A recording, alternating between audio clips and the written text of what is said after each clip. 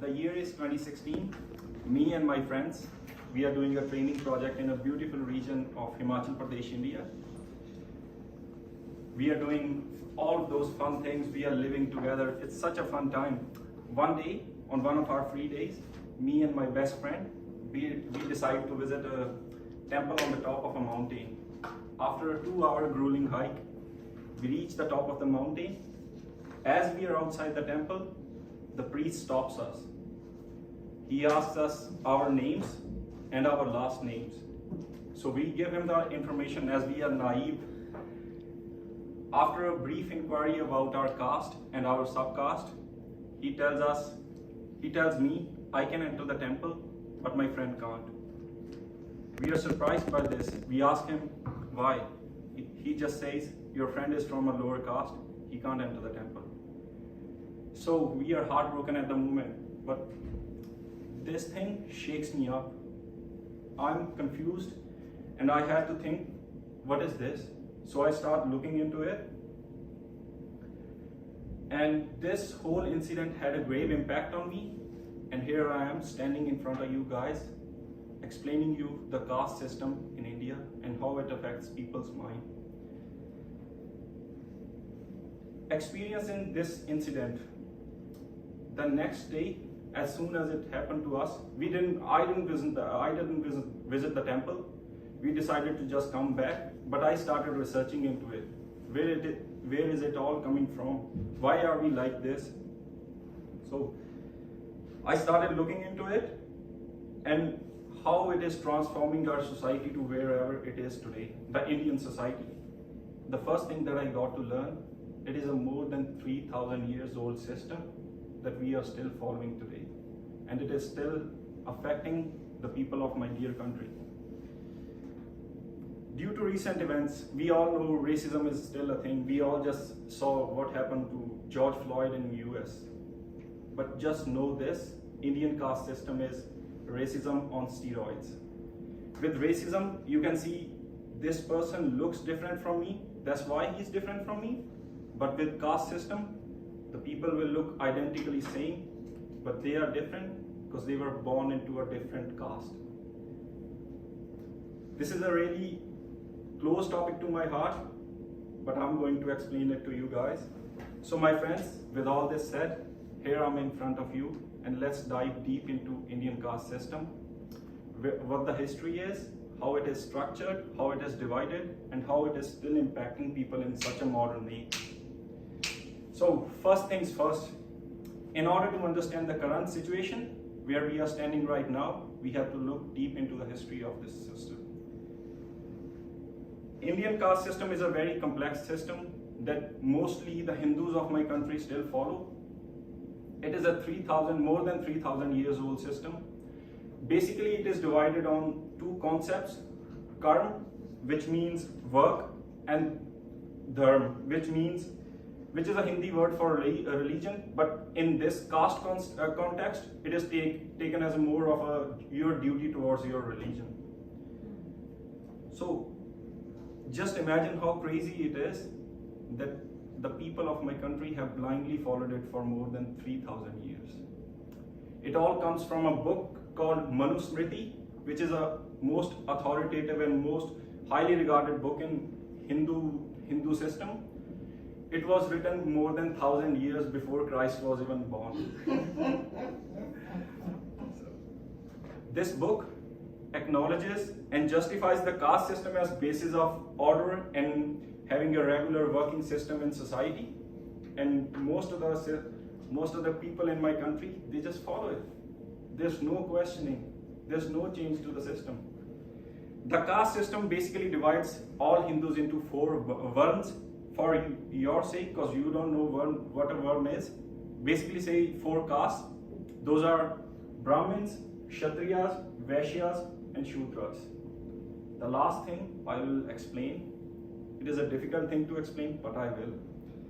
So now that we know where it all comes from, it's time to learn how it is structured and how people are divided. Even though they all look the same, they have all the same color, they're identically the same people, but how they are divided. So with most things Hindu mythology, This system also originates from a myth that all people in India, they were born from different parts of Brahma, the god of creation, the god of all, the one god that created the whole universe. Oh. So, the highest of the high are Brahmins. They say these are the people who are born from the mouth of Brahma. So everything that they say is true. It's the word of God. Oh my These God. are the people who have the rule over all the religious places. They are the one making rules. If they say you can't enter a temple, you can't. And you can't. So basically they are priests. In like simple terms, they are priests. The next higher caste, lower than Brahmins, but still a higher caste, is Kshatriyas. So Kshatriyas are said to be born from the arms of Brahma, so that's why they are seen as powerful rulers and warriors. So their only duty, their only karma, is to fight righteous battles. Okay. All the kings and warriors in old times, they were all from this caste. So now we come to common people. The common people like us, who have to work hard, who have to do jobs and stuff. Those are Vaishyas. Vaishyas are said to originate from the thighs of Brahma. So they are hardworking people. They are your farmers or people who trade, your shopkeepers, everyone who have to work just to get some money. So these people are Vaishyas. Then That's me. the lower part of the heap is Shudras. Shudras are said to born from Brahma's feet, so they have to do the work that is considered to be lower. They have to do work like these people are, say, woodworkers, the people who work on leather stuff, or the people who work in iron ore or stuff like that. So basically to define it, the people who work lower jobs. Right? But then the darkest aspect of this theory, there is a category that is not even considered as a part of Brahma's body, and those are Dalits or untouchables. These are the people who used to do work like cleaning household sewage, disposing of bodies, or everything that is seen as the lowest of the low. These people are not, if people from upper caste, if they touch them, they think that our life is gone. That is how bad it is. Now I'll give you some statistics. What's really funny is these are 4 main castes. Then these are subdivided into 3,000 subcastes, and those are further subdivided into 30,000 subcastes. Just see how complex of a system this is and how hard it is to follow for normal Indians. But still people follow it. And then according to 2019 census by the Indian government, 70% of Indian population is from lower caste.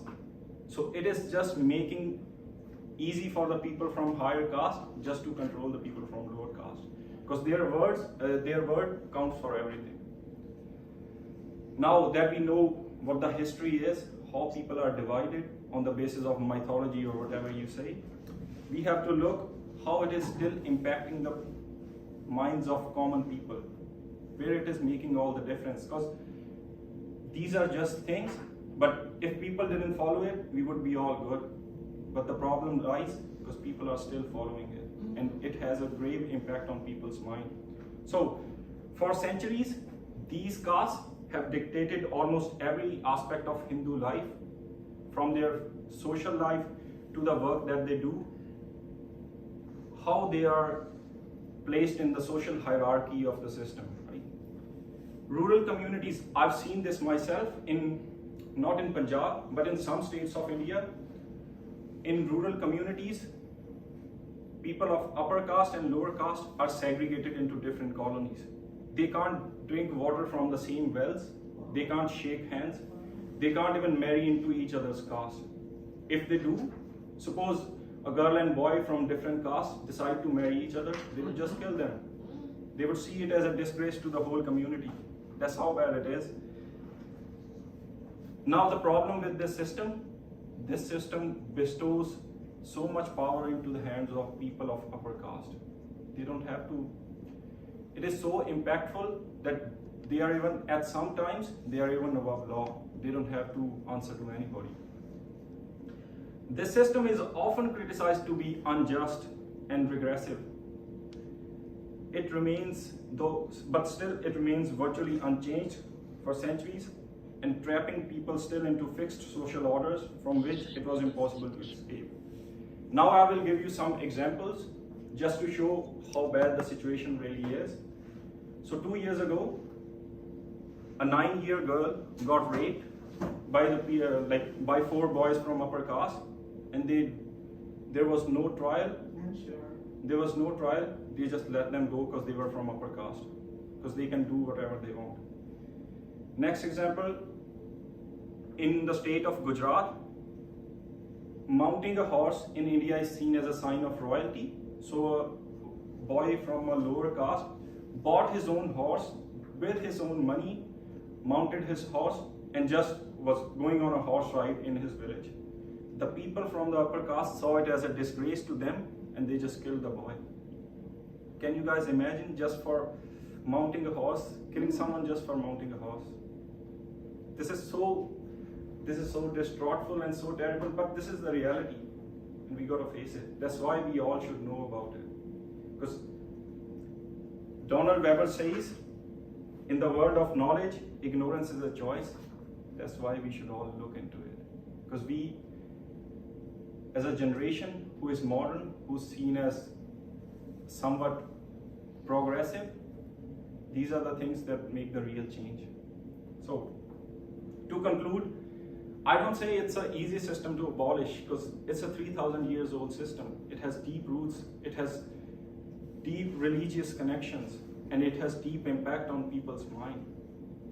But we gotta change it. But the reality is, even after all these years, caste system is still a thing in India, and it is woven deeply into the fabric of Indian society. That's the reality. However, all this said, I'm an optimistic person, so I have a ray of hope, and that ray of hope just came 6 months ago when Indian people chose a lady from an untouchable background as the president of their country. And I think this will make a really big difference. And it falls onto the shoulder of us, the new generation, that we make it a thing of past and just forget about it. And that's how we will move forward. At least that's how I will move forward.